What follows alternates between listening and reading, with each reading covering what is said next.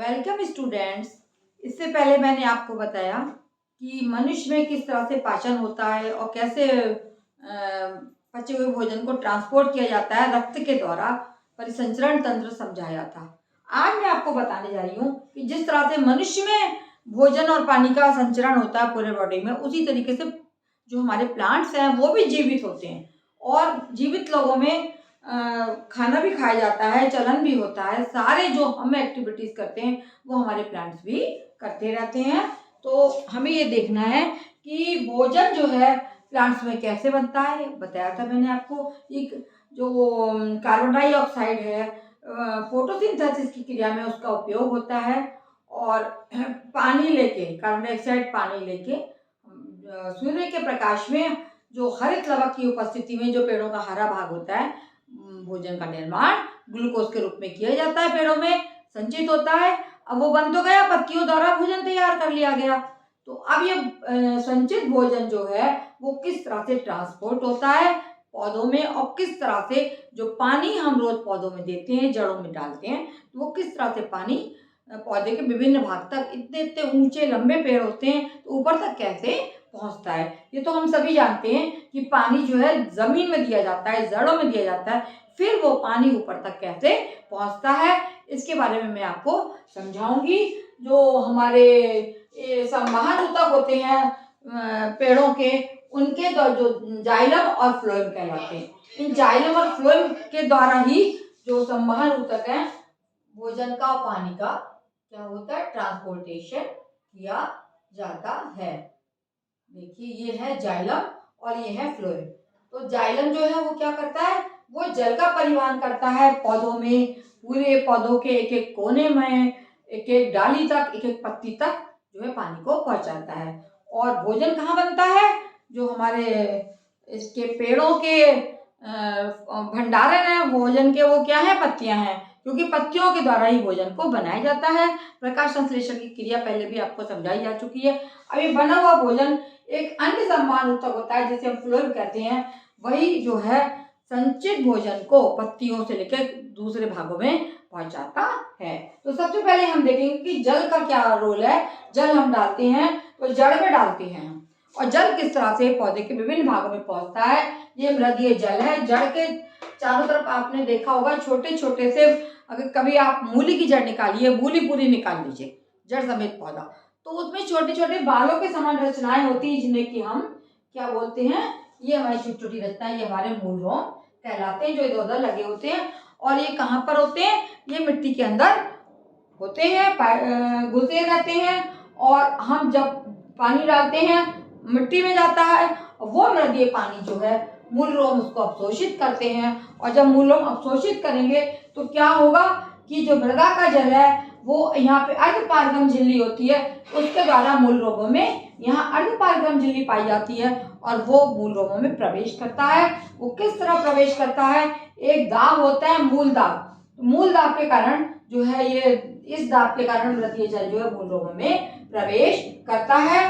तो मूल रोमों का जब उच्च परासरण दाब, परासरण माने एक जगह से दूसरी जगह जाना, तो मूल रोम का जो परासरण दाब है वो मृदा के परासरण दाब से अधिक हो जाता है, तो जल जो है मूल रोम में एंट्रेंस कर लेता है। ये चित्र आपको दिखाई दे रहा है, मूल रोमों में पानी प्रवेश कर दिया।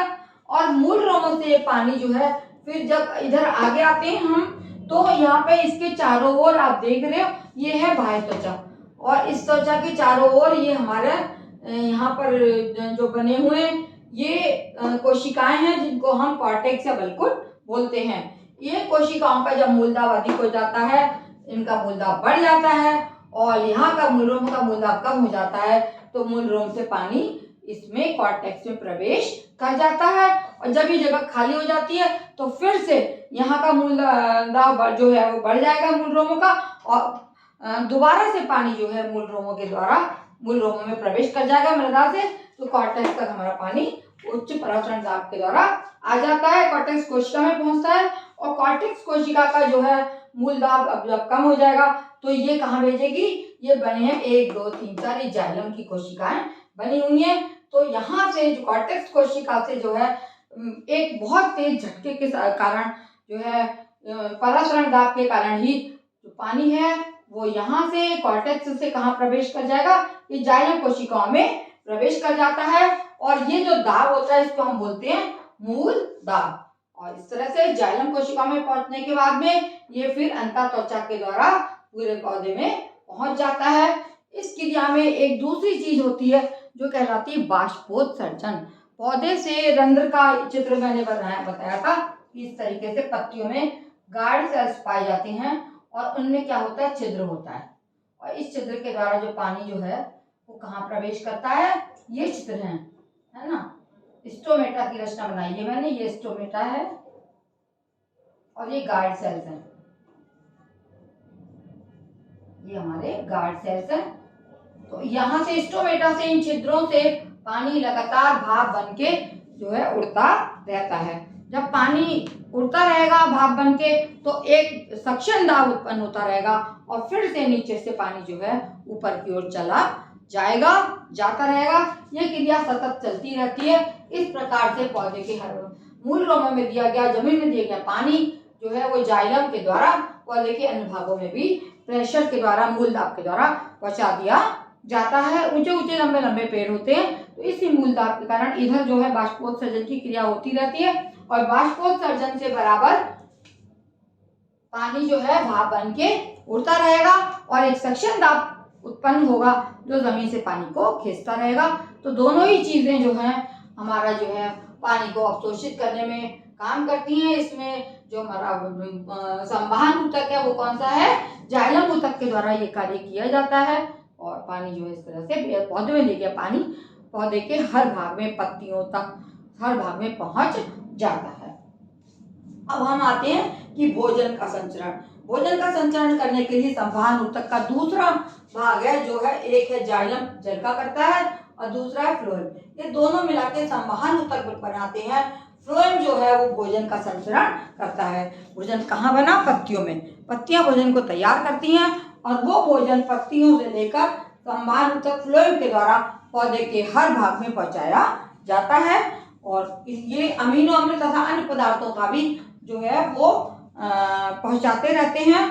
और साथ में ही जड़ के भंडारण जो होते हैं और जहाँ पर कुछ जड़ें फूल जाती हैं, गाजर है और शलजम है, ये सब जड़ें हैं और ये फूल के मोटी हो जाती हैं तो इनमें जो है भी भोजन इकट्ठा होता है। तभी ये भाग फूल के आपको खाने, भोजन इकट्ठा करके ये हम खाते हैं। चाहे हमारा शलजम हो, चाहे हमारी गाजर हो, मूली हो, इन सबको खाया जाता है। ये भी जड़ें होती हैं, अन्य प्रकार की जड़ें हैं जिनको मनुष्य खाता है। और भी तो ये जो हमारा भोजन का संचरण है ये कहाँ कहाँ होता है, बीजों तथा वृद्धि वाले भागों में भी, जहाँ नई कलिका बनती है वहां पर भी भोजन इस संवहन ऊतक फ्लोएम के द्वारा पहुंचा दिया जाता है। इस तरीके से पौधे में भी संचरण भोजन और पानी का निरंतर होता रहता है और ये क्रिया चलती रहती है और हमारा पौधा जो है वो जीवित रहता है। यदि पानी डालना हम छोड़ देंगे तभी पौधा सूख जाता है क्योंकि पौधे के अन्य भागों को जल प्राप्त नहीं होता है। इसके साथ ही मैं अपना लेक्चर समाप्त करती हूँ। धन्यवाद। मेरे चैनल को आप लोग अवश्य देखें और सब्सक्राइब करना ना भूलें, तभी आपको आगे मेरे चैनल्स मिलते रहेंगे।